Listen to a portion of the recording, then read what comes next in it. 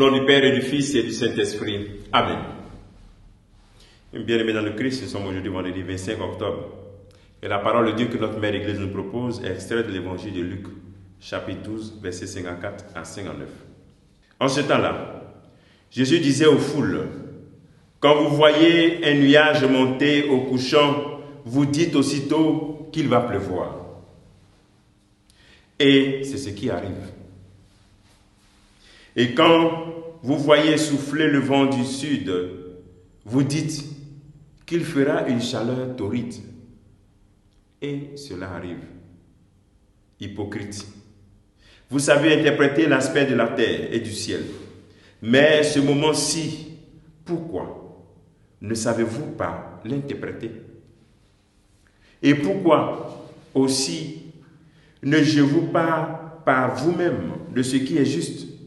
Ainsi, quand tu vas avec ton adversaire devant le magistrat, pendant que tu es en chemin, mets tout en œuvre pour t'arranger avec lui, afin d'éviter qu'il ne te traîne devant le juge, et que le juge ne te livre à l'huissier, et que l'huissier ne te jette en prison.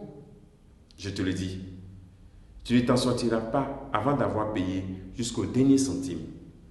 Acclamons la parole de Dieu, louange à toi Seigneur Jésus. Nous sommes donc à la fin de cette première partie de l'évangile de Luc, chapitre 9, verset 21.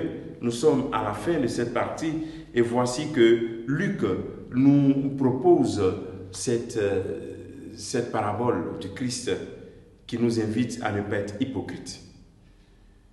Dans ce passage, le Seigneur nous invite à faire attention à l'attitude hypocrite. Il nous dit que si nous avons la latitude d'interpréter les choses de la terre, pourquoi nous n'appuyons pas sur ce fait-là pour pouvoir aussi comprendre les choses du ciel? Donc, il y a deux niveaux de compréhension de ce passage. Le premier niveau, c'est d'abord qu'il faut savoir lire aussi les signes des temps. Des exemples simples. Dieu fait descendre sa pluie sur les bons comme sur les mauvais. Mais pourquoi toi, en tant qu'homme, tu n'aimes pas tes ennemis? Tu ne pries pas pour tes ennemis. Si Dieu, le Créateur, fait descendre sa pluie sur les bons et les mauvais, sur la terre des bons, sur la terre aussi des mauvais, donc pourquoi toi tu refuses cela? Et dans cela que Saint Augustin disait que la nature est le livre écrit par Dieu. C'est-à-dire que par la nature, on découvre aussi la vision de Dieu. Tu vois qu'une plante naît, elle est fragile, elle devient un gros baobab après. Mais après des années, toi, tu vas avoir tout en même temps, rapidement, sans souffrir, gain facile. La nature nous montre que les choses belles et grandes et solides se construisent avec patience et de manière perspicace. Voici le premier niveau. Deuxième niveau, nous sommes donc à la fin de ces paraboles de la vigilance. Et le Seigneur t'a parlé, donc voici la fin du monde. Le Seigneur t'a invité à être vigilant. Mais est-ce que tu as réagi? Donc, avec tous ces signes, si tu ne réagis pas dans ta vie, et c'est pour ça qu'il donne l'exemple. Pendant que tu es en chemin avec celui qui va te juger, mets-toi d'accord. Depuis qu'on te parle des paraboles de la vigilance, depuis qu'on t'invite à la conversion, est-ce que dans ce chemin-là, tu t'es arrêté pour te dire, bon, il faut que je cherche à me convertir, je cherche à changer ça dans ma vie?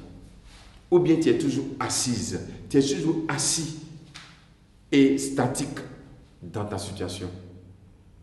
Donc le Seigneur nous invite vraiment à cette vigilance. Il nous invite à nous réconcilier pendant que nous sommes en chemin, pendant que nous avons entendu des paroles qui nous révèlent des signes forts de la volonté de Dieu dans notre vie, des paroles qui nous interpellent. Dans ce chemin, réconcilions-nous avant que cette fin n'arrive. Demandons au Seigneur de nous donner cette grâce, de savoir lire les signes des temps, de profiter des éléments de la nature pour comprendre aussi la volonté de Dieu dans notre vie. Et aussi, dans un deuxième niveau, de nous donner cette grâce, après avoir écouté la parole de Dieu qui nous interpelle et qui nous invite à changer notre vie, que nous puissions prendre des décisions avant que le pire n'arrive. Que le Seigneur nous bénisse et qu'il te bénisse en ce jour, au nom du Père et du Fils et du Saint-Esprit. Amen.